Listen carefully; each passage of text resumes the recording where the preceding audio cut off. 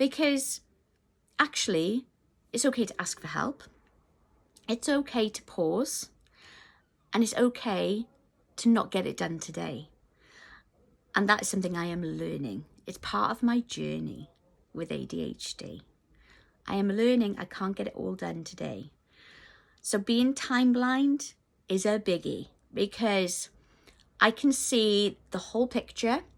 I can see all the cogs working. I can see what key needs to fit where, and I can see where to get the key from. I can see all of the inner workings of a big problem and how to do it all and get it done to a certain standard.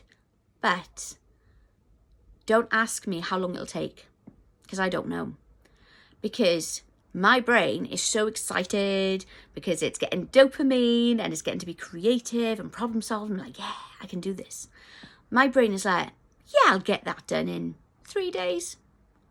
That's my brain. But reality, maybe 2 weeks. Because actually, I need to eat. I need to sleep. I need to have water. I need to take breaks.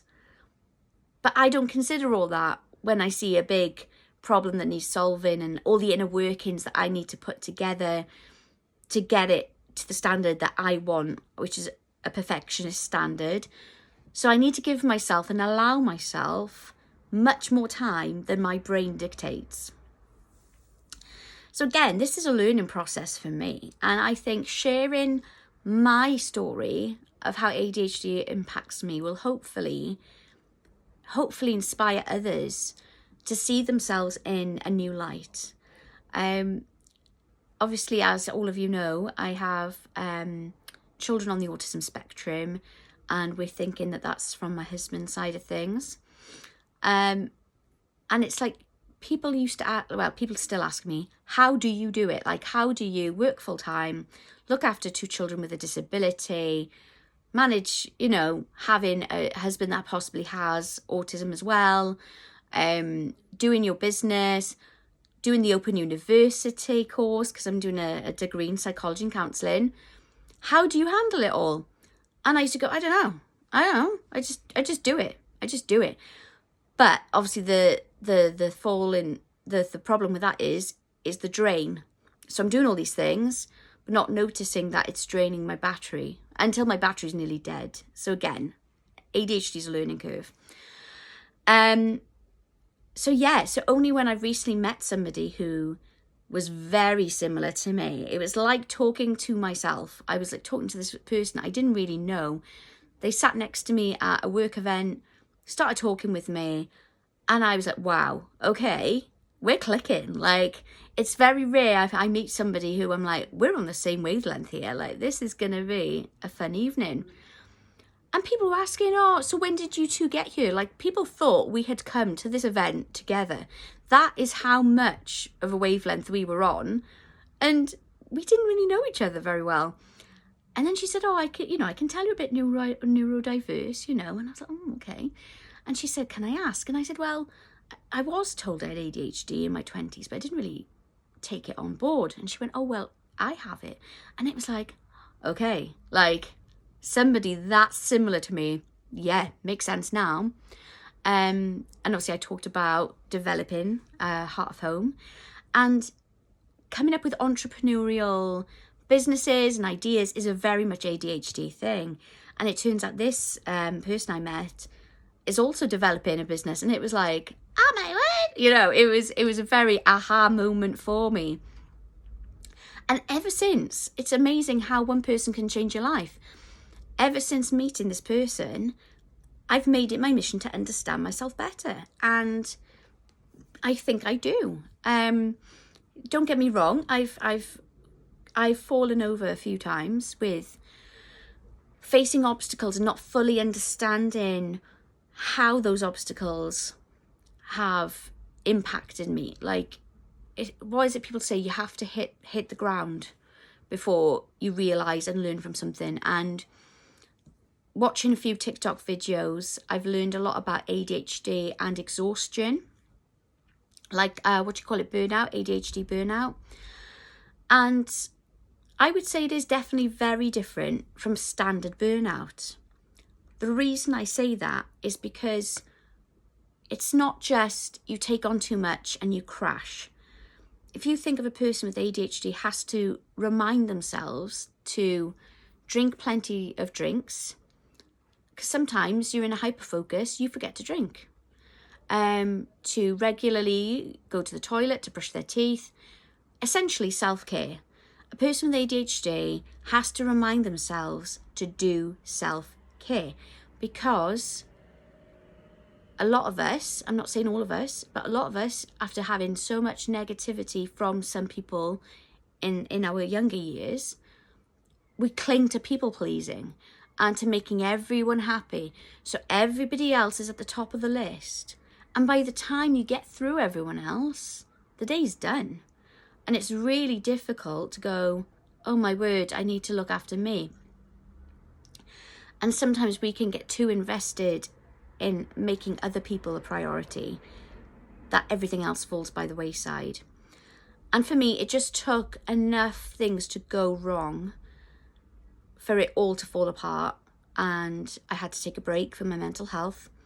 And I'm not ashamed to say that, because I've learned from it. I've learned you can't say yes to everything. You can't invest yourself into absolutely everything, because actually you'll burn yourself out. And with ADHD burnout, you're talking obviously trying to accommodate everybody all the time. So you're not really being yourself, because you're being agreeable for everybody else. You're taking on all the stuff you know you can handle and a bit more, because you can handle it.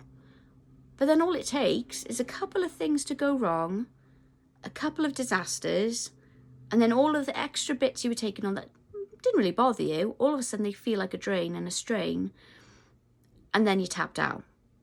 And then you're so tapped out that you can't even muster up a tiny bit of enthusiasm to do what you usually do, or even a smidgen of what you usually do.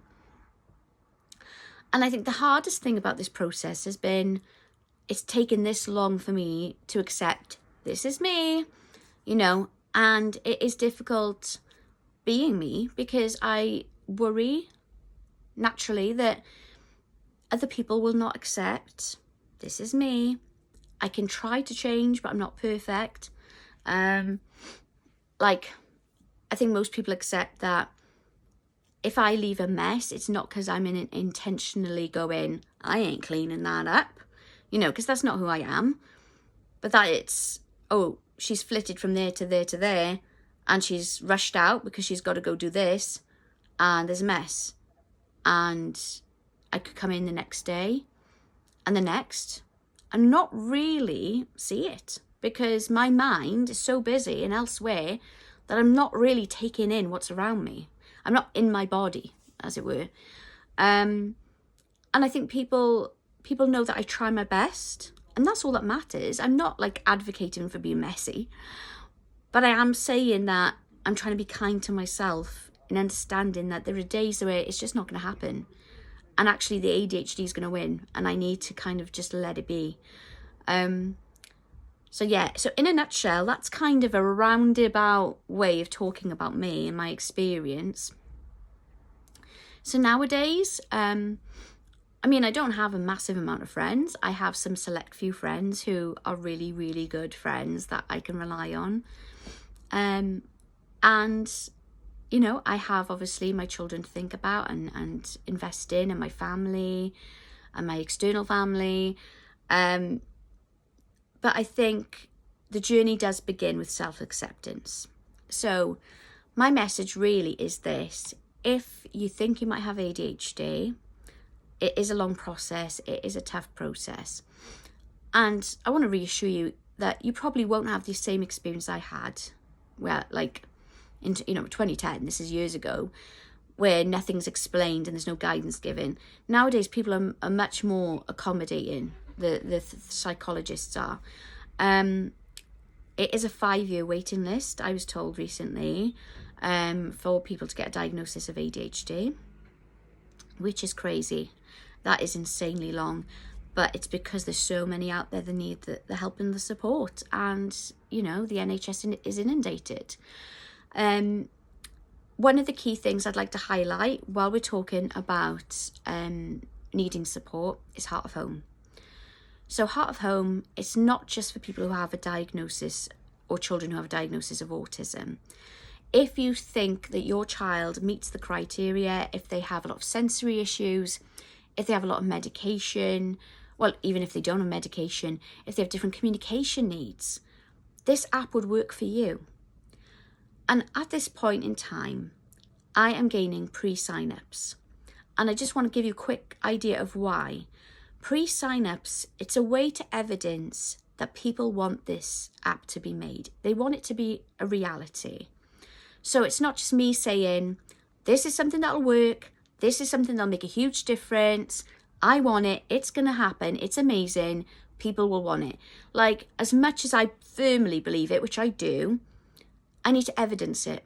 I need to prove that families out there would benefit from having a digital routine that they can upload onto the tablet to show their children without having to print and laminate and cut and do again, because they have to do new ones for emotions and for toileting and for using the shower. This would simplify a huge amount. That if you've got different children with autism, 3 or 4, and you've got all these different appointments and all these different professionals to manage, it's all done through one application. Not having reams of reports and papers sent to you in the mail. I personally know, as a mum with 2 children on the spectrum, how overwhelming it can be. So I would want to ask any of you out there that have a child with autism or are awaiting a diagnosis or believe that that's the route you're going to be going down, I would highly recommend that you would visit my website, heartofhome.org.uk. Have a look at the website.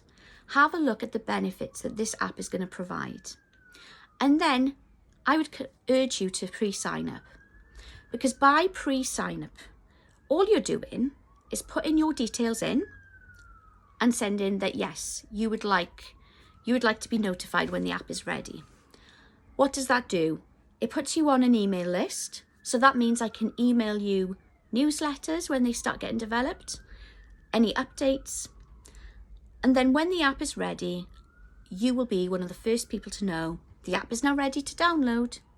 But there's no obligation to do anything once it's ready. That is down to you. That is your choice. And I would respect your choice. But we want to prove and evidence that this app is going to make a difference and that families want it. So the pre-sign-ups is a big, big step to making it happen, because I'll be looking for investment to make this app a reality. But I can only do it with the help of all of you families that are going through the same things as me. So that's just a little bit about the pre-sign-ups. So if any of you have ADHD or think you might have ADHD, there's plenty of resources out there. For the women out there, there's ADHD for Smart Ass Women. I love it. It's a fabulous podcast by Tracy Otsuka. She's fantastic, and literally just so many people go on it to talk about their different experiences. Lots and lots of entrepreneurial women. And there's also obviously books and resources that you can find. And one thing I did gauge from Tracy Otsuka was about getting an Apple Watch. And the reason for that is she talked about how if you have appointments and you struggle with time blindness, if you have an Apple calendar, an Apple Watch, and you put your appointments in there, you can set it to remind you when you need to leave so that you leave on time. So I struggle with timing things and how long it takes to get somewhere or how long it takes to do something. So that's one of the reasons I got the watch, but it's absolutely brilliant. I love it. So that's something I would recommend as a tool to use to support you. Anyway, enough from me. Thank you for listening to the Heart of Hope podcast. And please let me know what you think, or if you would be interested in sharing your story, doing another episode, please get in touch, because it's not just about my experience or one person's experience. We all have experiences and knowledge to share. So look forward to hearing what you think, and I look forward to updating you with new news about the app. Thanks, everybody.